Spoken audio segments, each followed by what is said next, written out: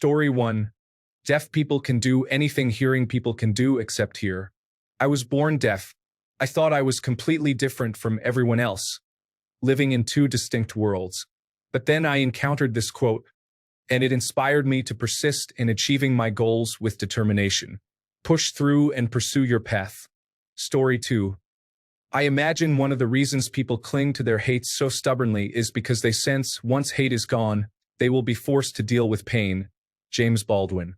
He has many great quotes, predictably, made me more empathetic. Love life more than the meaning of it. From the Brothers Karamazov.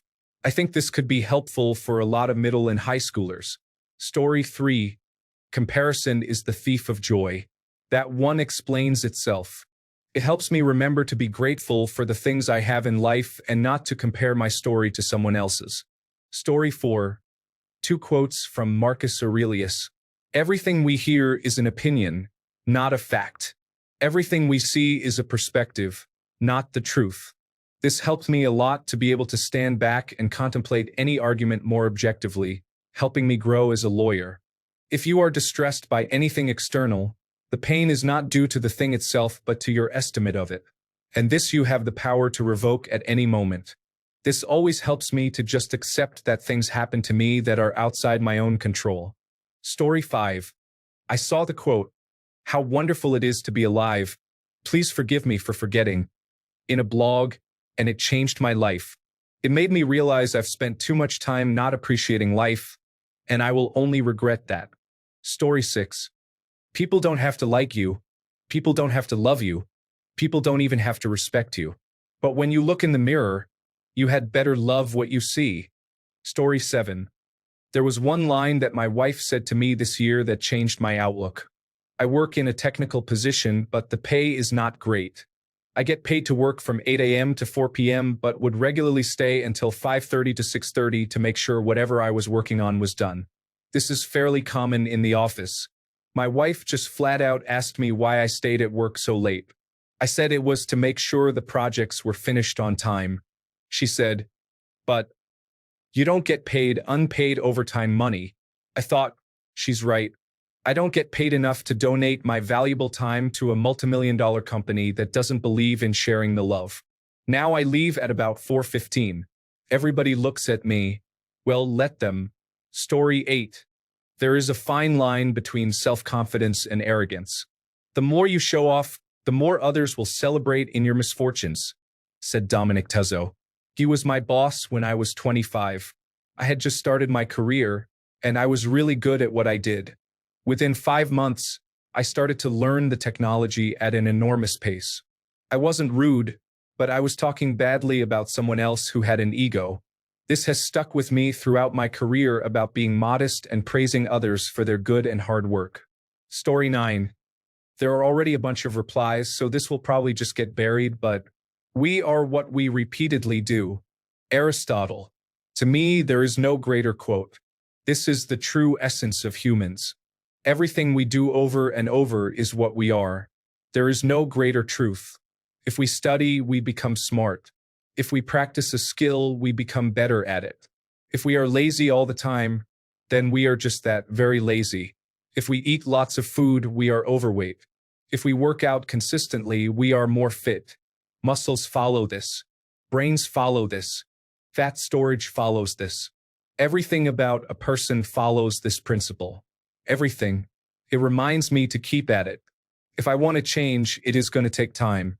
I have to build habits and stick to them.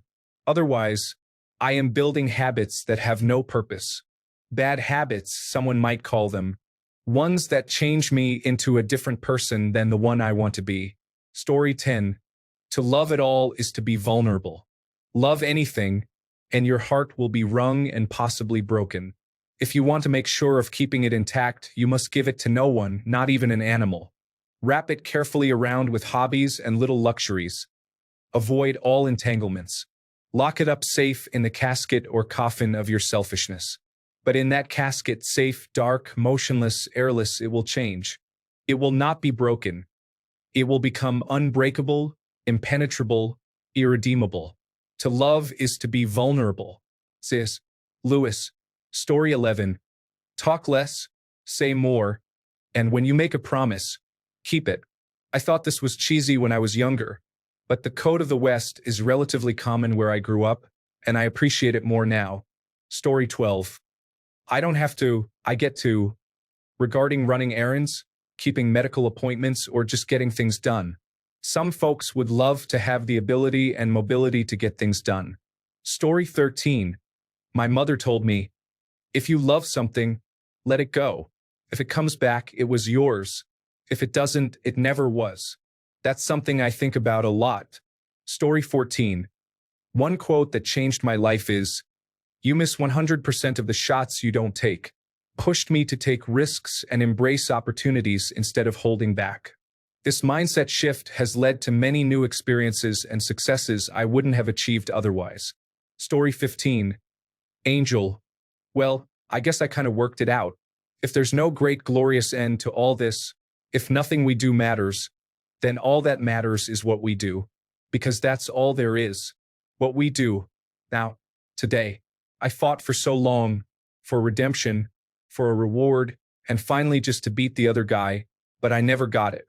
Kate Lockley. And now you do? Angel, not all of it. All I want to do is help. I want to help because I don't think people should suffer as they do. Because if there's no bigger meaning, then the smallest act of kindness is the greatest thing in the world. This scene from Angel hit deep. It helped me articulate how I see the world. Story 16. Between stimulus and response there is a space. In that space is our power to choose our response. In our response lies our growth and freedom. Viktor Frankl. Story 17. There's nothing enlightened about shrinking so that other people won't feel insecure around you. We were born to make manifest the glory of God that is within us.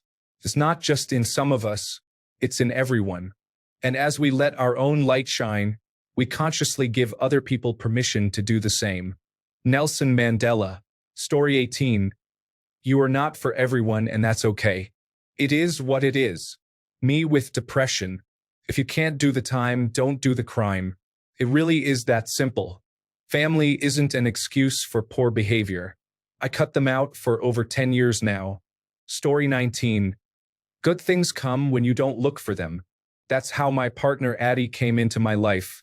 I wasn't looking for a partner, but now I happen to have one. Story 20. About 6 or 7 years ago, I heard a quote saying, some people hear 9 out of 10 businesses fail and think it's a risky move. Other people hear it and think, I need to start 10 businesses. I do like the perseverance in times of doubt philosophy. It's actually positive and solution-oriented instead of defeatist. It has actually made me stop and rethink when I'm overwhelmed with work and life and find the solution more often. Story 21. Some people come into your life for a lifetime. Some people come for a season. You got to know which is which. Some people are like leaves on a tree. The wind blows. They're unstable. As seasons change, they wither and die. Most people in the world are like that. Some people are like a branch. They'll make you think they're strong, and the minute you step out there on them, they'll break on you and leave you high and dry. But if you find 2 or 3 people in your life that are like the roots at the bottom of that tree, then you are blessed because those are the kind of people that aren't going anywhere. Medea. Story 22. And now here is my secret, a very simple secret. It is only with the heart that one can see rightly. What is essential is invisible to the eye. Antoine de Saint-Exupéry, The Little Prince. Story 23. A big one for me was when I was told, you are not responsible for how people feel.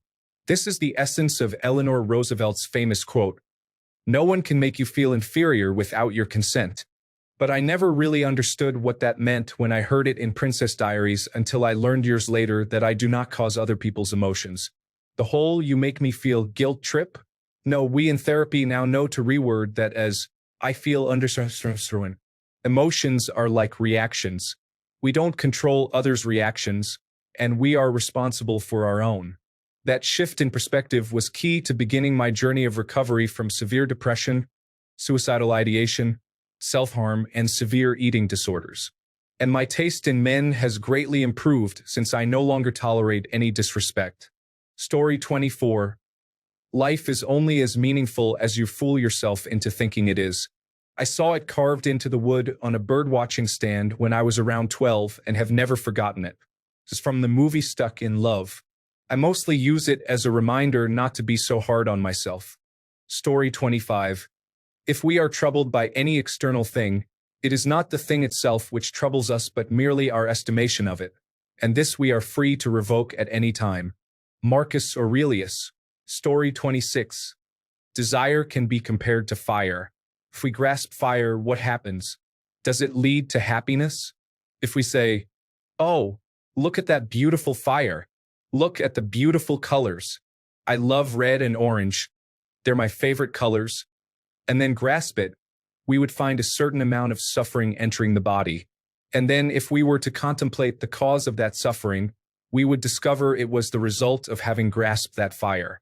On that information, we would hopefully then let the fire go.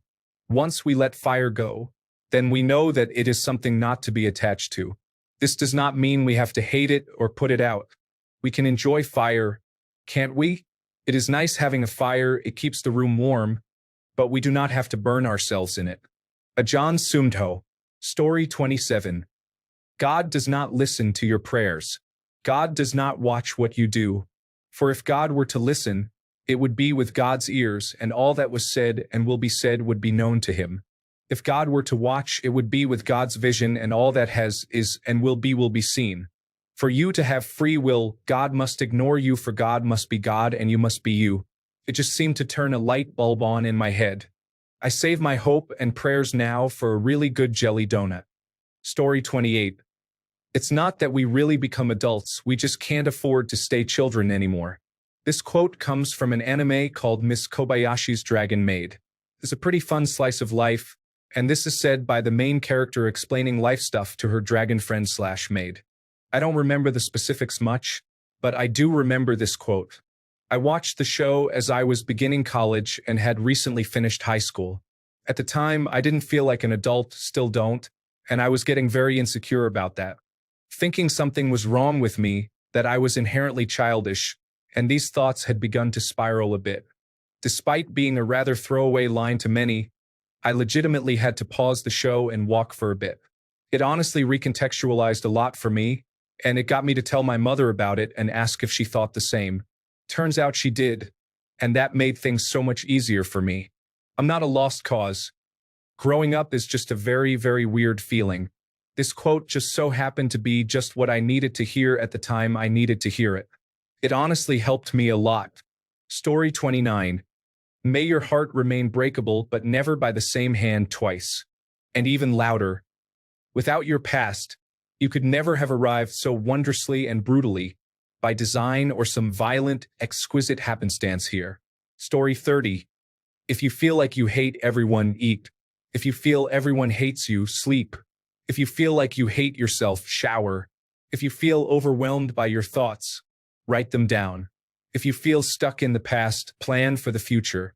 If you feel anxious about the future, focus on the present. If you feel restless, take a long walk. If you feel like giving up, remember the time you succeeded. Story 31. I've learned that people will forget what you said, people will forget what you did, but people will never forget how you made them feel. Maya Angelou. Story 32.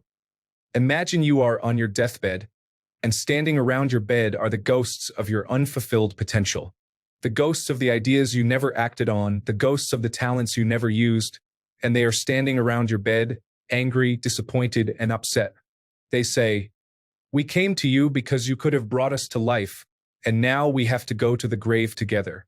So I ask you today, how many ghosts are going to be around your bed when your time comes? Story 33. I get to have wrinkles spoken to me by a woman who is among the first generation to reach middle age in the spina bifida community. I always think of it when I see my aging face. Aging is truly a privilege. Story 34. I believe there's a hero in all of us that keeps us honest, gives us strength, makes us noble, and finally allows us to die with pride. Even though sometimes we have to be steady and give up the thing we want the most, even our dreams. Story 35. Do not attribute to malice that which can be explained by ignorance or stupidity. This essentially helped me deal with and become less annoyed by people who constantly make bad decisions at work. Story 36. Le vent se lève, il faut tenter de vivre. I studied French literature for a time in the 1990s. This quote is from Le Cimetière by Paul Valéry, The Graveyard by the Sea. When we were studying this particular work, I was reeling from the recent loss of someone I cared a great deal about, and it helped me get through that time in my life. The wind rises, we must try to live. More recently, this work heavily influenced a semi-biographical Studio Ghibli film about a man who, in real life, was the principal designer of World War II Japanese fighter aircraft. Which was ironic because the person I had lost in the 90s served as an aviator in the United States Navy Pacific Fleet during World War II. Story 37. Marcus Aurelius is such a goldmine. You have power over your mind, not outside events. Realize this, and you will find strength. Really contemplate that. One of the most beloved Roman emperors at the height of the empire's strength, one of the most powerful people to have ever lived, strongly believed much of what happened was beyond his control and focused his efforts on recognizing what he actually can do. If you are distressed by anything external, the pain is not due to the thing itself, but to your estimate of it. And this you have the power to revoke at any moment. I saw the Picard quote about losing also phenomenal. I also like the quote by Data with his daughter about why try to do something impossible, become human. Until I realized, it is the struggle itself that is most important. We must strive to be more than we are. It does not matter that we will never reach our ultimate goal. The effort yields its own rewards.